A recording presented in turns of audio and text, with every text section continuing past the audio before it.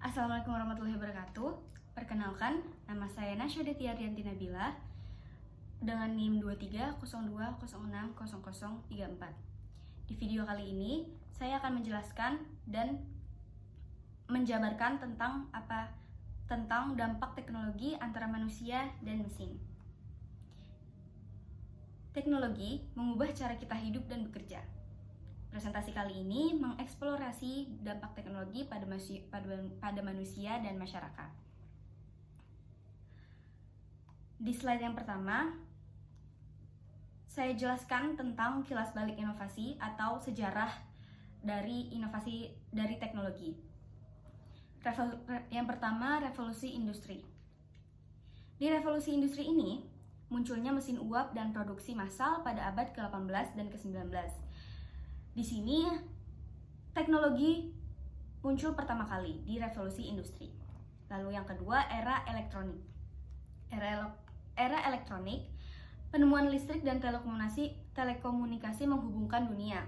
Walau belum seberapa besar seperti sekarang, tetapi di era elektronik ini sudah muncul penemuan listrik dan telekomunikasi untuk menghubungkan antara satu dengan lainnya di penghujung dunia. Lalu di era digital, komputer dan internet mengubah informasi dan komunikasi. Internet di sini berfungsi sebagai pengubah informasi dan komunikasi menjadi lebih luas dan lebih mudah untuk dicapai manusia. Lalu selanjutnya ada era kecerdasan buatan, yaitu AI, dan robotika mulai menggantikan peran manusia secara selektif. Di era ini, AI dan robotika mulai berkembang. Lalu manusia ada sebagian manusia yang tergantikan oleh AI. Dari revolusi-revolusi teknologi tadi, apakah itu menjadi peluang atau ancaman bagi manusia tersebut, bagi manusia di muka bumi? Di sini saya jabarkan ada peluang dan ancaman. Yang pertama ada peluang.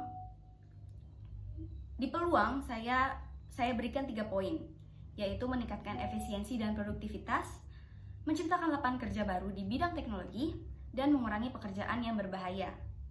Lalu ancamannya ada 3 juga. Penggantian pekerjaan rutin oleh mesin, kesenjangan keterampilan meningkat, dan ketidakpastian masa depan kerja bagi banyak orang. Karena ketidakpastian ini disebabkan oleh penggunaan AI yang terlalu marak. Akibatnya manusia banyak tergantikan oleh AI dan mesin. Seperti itu. Lalu di sini saya jabarkan dampak positif dari teknologi. Ada 4. Di sini saya memberikan 4 dampak positif, yaitu komunikasi cepat, inovasi medis, akses informasi, dan produktivitas. Di dalam komunikasi cepat, di situ mempermudah koneksi global dan kolaborasi lintas negara. Di bidang inovasi medis, meningkatkan diagnosis dan pengobatan penyakit. Lalu akses informasi menjadi sumber pembelajaran dan pengetahuan tanpa batas. Karena di sini sudah ada internet, sudah ada AI yang bisa menghasilkan banyak ilmu-ilmu atau banyak sumber-sumber untuk pendidik atau didikannya. Seperti itu. Selanjutnya, produktivitas. Mempercepat proses kerja dan mengurangi kesalahan manusia. Selain ada dampak positif dari teknologi, dampak negatif dari teknologi juga ada. Saya jabarkan 4 dampak negatif dari teknologi, yaitu ada kecanduan digital, privasi terancam, pengangguran, dan ketimpangan sosial. Yang pertama, kecanduan digital. Kecanduan digital mengganggu keseimbangan hidup dan kesehatan mental manusia. Lalu ada privasi terancam. Data pribadi rawan disalahgunakan tanpa kontrol ketat. Lalu ada pengangguran. Peran mesin di sini menggantikan manusia di beberapa industri. Sudah banyak sekali peran-peran manusia yang digantikan oleh AI atau mesin, sehingga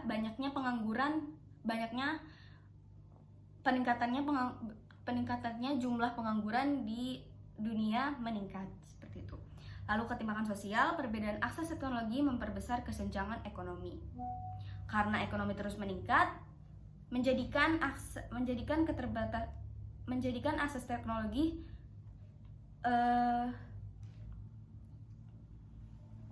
kesenjangan menjadi bersenjangan seperti itu.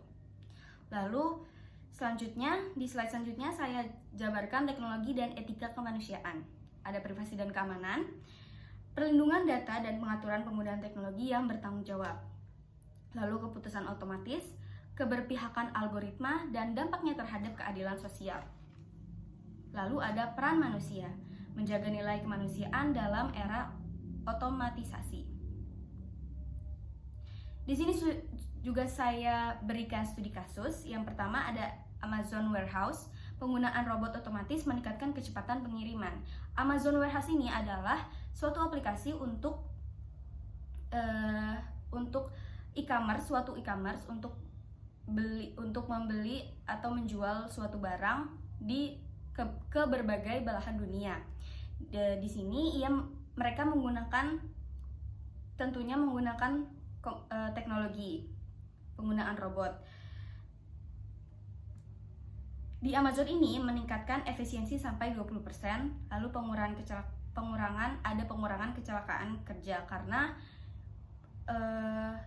bentuknya adalah internet dan tidak banyak memakai manusia untuk melakukan pekerjaannya, lebih banyak memakai mesin. Selanjutnya ada industri manufaktur. Robot menggantikan pekerjaan repetitif, namun menciptakan lapangan baru. Pekerjaan teknologi naik 15%, lalu perlu pelatihan ulang pekerja. Selanjutnya, setelah teknologi itu mulai meningkat, lalu apakah ada tantangan untuk kaum muda? Tentu saja ada.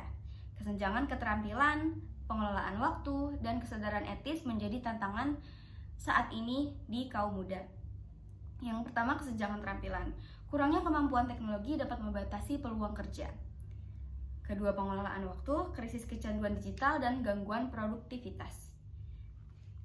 Karena di masa yang sekarang banyak sekali menggunakan internet, kaum muda itu menjadi lupa waktu atau menjadi kecanduan digital.